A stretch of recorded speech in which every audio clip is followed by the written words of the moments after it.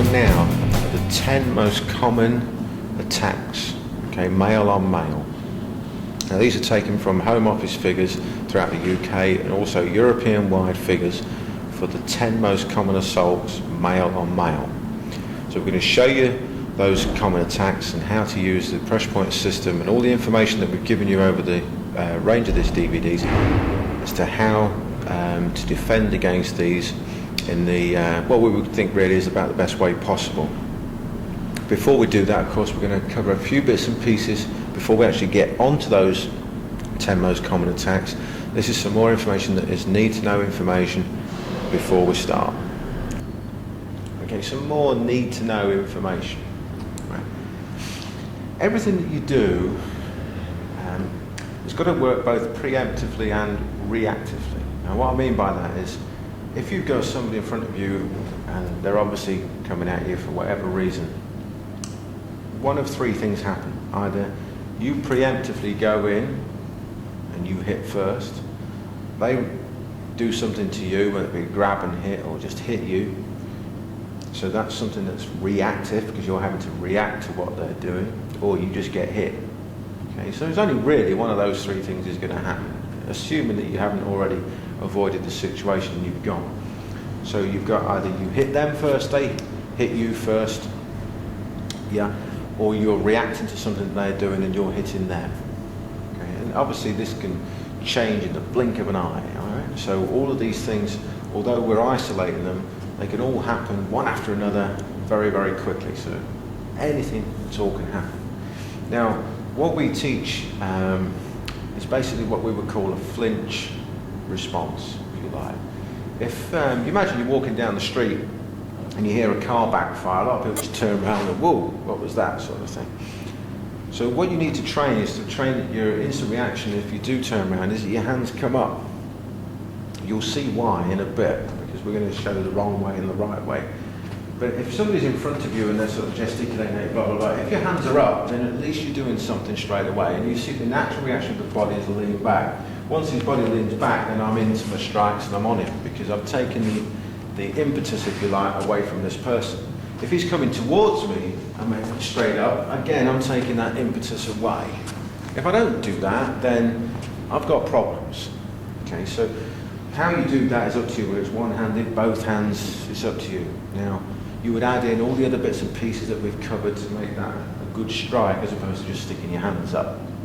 Okay, we're showing it slowly so you can see it, but you'll see it live in a bit. The other thing is that you need to know are angles. Now, if we move this way a little bit, and he starts to walk towards me, and I start to walk backwards, okay, I can match him for speed at that. But if he walks towards me really fast, then I try to walk backwards, and he's starting to close the gap on me. If he walks me really fast, then he's on me before I can do anything. So what we're proving is that this person can move forwards much quicker than you can move backwards. Okay, so you don't ever want to be just walking straight back, because he will just close you down. So that's another thing. The next thing on this is that if this person in front of you is telling you what a prat you are, whatever, it doesn't matter what he's saying. If you're fairly certain that he's going to do something, you really don't know, you really don't want to preemptively do it, because we recognise it takes a will of iron. If this person in front of you, to just twat it one as hard as you can, it takes a will of iron just to do that. Right? You've got to recognise that fact. And if you're not ready to do it, then to do it half-heartedly or to change your mind a little bit on the way in, you've got a good chance of getting badly hurt. So we say you either go in 100% or go out 100%. It's up to you. You know, if it doesn't feel right, then you probably make the right decision. But if you don't go in 100%, you've got a much higher chance of getting hurt. Likewise, if you don't go out and get away 100%, you've got a much higher chance of getting hurt. Now, sooner or later, you may have to go in. So if you do go in, make sure you go in with everything you've got, or don't go in at all. Okay? Because you've got to make that decision, and that's a very difficult decision. I acknowledge that. It's a very difficult decision for anybody to make. Okay? But you've got to do it. If you have to go in, you've got to go in with everything you've got. Half-hearted, you're in a lot of trouble. Same with getting away, remember. get away with 100%. Now, knowing that he can come forwards faster than you can go back, you don't want to be backpedaling.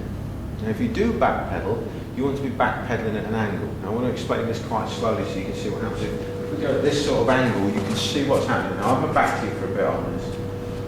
If he's in front of you and you think that you've got a problem starting here, rather than going straight back and he just follows you and starts the problem, rather than going straight back, go back at an angle. Now, you've got a couple of things that can happen here. If he stays where he is and you step off at an angle, probably that situation is okay for you. And probably, all right, I'm sorry, and you can leave the bar, or whatever it is, you might be able to get away from that. The other situation is that when you step across at an angle, just slow down 1 second, I step across an angle and he follows me, at that point, I'm much more certain that he really wants to know. So, we're back to where we were. I step across at one angle, he follows. Now, because he's followed me, I'm pretty certain that now he wants to know. So now I step across at another angle. At that point, again, there's two things that can happen. He can either forget it because he's had to keep moving like this, or he'll come at you. Okay? So we go back to the very beginning. I step away, and then I go, because I want to catch him in that switch. As he is forced to change angles, I don't know if you're aware of this, but the right-hand side of your brain controls the left-hand side of your body, left-hand side of your brain controls the right-hand side of your body.